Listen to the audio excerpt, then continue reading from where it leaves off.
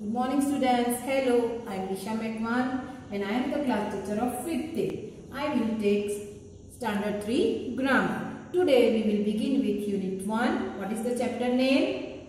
The sentence. Look into your book. Look at the picture and then read these groups of words. Open your book. What is the first sentence? Is girl a good Mary? Second, old 5 years is she.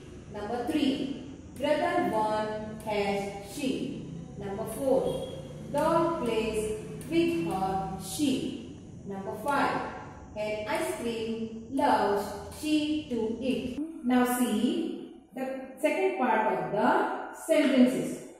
Now tell me, do these groups of words make sense? No, they do not make sense. Now read the same words in another word. See here. Mary is a good girl. Second, she is 5 years old. Look into your book, the third sentence. She has one brother. Number 4, she plays with her dog.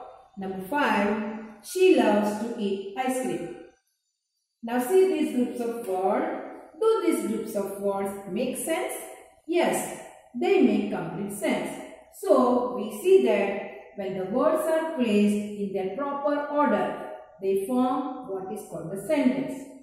Look here, there is a definition. What is the definition? A sentence is a group of words which makes complete sense. What is the definition?